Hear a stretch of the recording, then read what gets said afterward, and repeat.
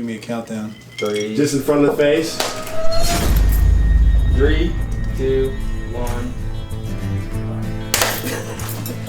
That's almost insane. Since Josh joined the Marine Corps, I know there's a special bond between Marines and then, especially parents. There's a great pride in it. How has freedom changed for you since you joined the Marine Corps and then the injury? Well, I think it's always something we took for granted before. I mean, we knew servicemen, and my dad was in the Army, but he never did, active service or active duty. And then your son joins the Marine Corps, and it's like, wow, I'll never forget the day he told me he was joining. I'm like, well, we're in a war, like right now, so are you sure this is really the best time to be doing that? Well, that's what I want to do, okay. But anyway, and then even, you get more involved and you learn more about what's going on, and people are dying and his friends are dying and people are getting hurt, and then you go to Walter Reed and you see the devastation. That place is the most depressing place I've ever been in my life. And you think about the cost of your freedom that these kids are giving up, that so many people don't even realize that what the sacrifice is all about. And you don't take it for granted anymore.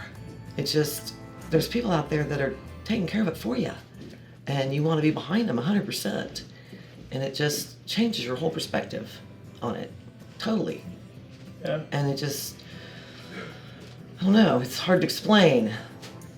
The transformation that you get when you are that close to it, and you realize that there's so many people that don't get it. Mm-hmm. And you want to share it with them, and you want to express it to them, and you want to explain it to them, and sometimes they still don't get it. But I know it's been an interesting journey, and I'm very proud that I got it. Yeah. Because, Josh gave up a lot, but, there's a lot of people out there that gave up even more, and Right. we just, we have a lot to be thankful for. They did that for our freedom, because we don't have it without it. We don't have it without them. We just don't. And there's a lot of people that just don't get that. Well, to kind of caveat off what Mom said, people who kind of don't realize what freedom actually is, and the freedoms they have just to go out to the grocery store, go to any college in the country they want, or basically get up in the morning and decide I can do whatever I want. I live in America. We've got it made. And they kind of don't realize where it comes from. I mean, I didn't really think about it until I joined. I don't know if that's kind of the thought you had before you joined. But once you get in and you do a deployment, you're like, dang. You give up so much on that deployment, you take so much for granted that you've got back in the States, just getting up and taking a shower every day. Or just getting up and hopping in your car and turning on the radio and cruising to some tunes and just relaxing. And then each deployment, it just kept growing more and more.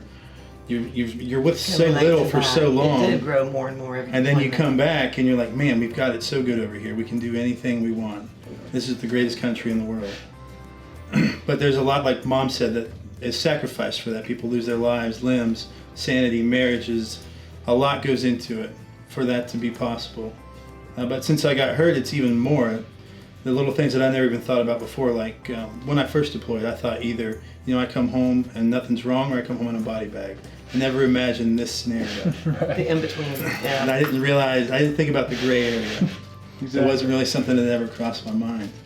But then, once I got hurt and then through the hospital, there's freedom in that. We've got freedom to have whatever medical care we want. Freedom for the greatest technologies. I walk on prosthetics that are out of this world. Incredible. I could never design something like that. Somebody really smart did that. And there's the obvious signs, like you had mentioned, the flag and the Statue of Liberty, that stands for freedom. But I see groups like the group that helped me out with my Homes for Our Troops. Without the freedom we have, that wouldn't be possible. We've got the freedom here where groups of people can get together as a nonprofit and build something for somebody, or get something together for someone that doesn't have anything, to help them so they can have and live a life of the freedom that they never thought was possible. It just means a lot. There's symbols all over that most people don't even think about, and like I had said before, I didn't think about until I joined the service. But like you said, the Marine Corps hymn or the national anthem, gives me I hear goosebumps. that, get all Sometimes goosebumpy. tears. Yeah. Like for the Super Bowl, yeah, I'll get teary-eyed for major sporting events when they've got some big country stars. Hear taps. Yeah. Oh, Taps, yeah. I can't yeah. Taps are rattling. Yeah. Any of that, yeah. Just anything that kind of triggers that memory of the Marine Corps. I mean, that all brings back that kind of emotion and feeling of freedom. Awesome. Well, I appreciate you guys coming here. It's been an absolute honor to know you as long as I have. Barb, you're an inspiration. I don't know how you do it. I mean, I remember seeing you at Walter Reed and being like, Yeah. That's a wild experience. that was wild. Yeah.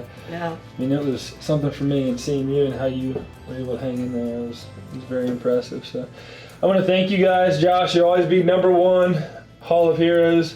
A lot to live up to, but we've got your bottle of freedom to take home with you.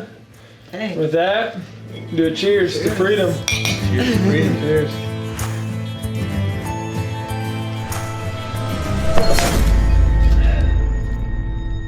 Good. Good deal.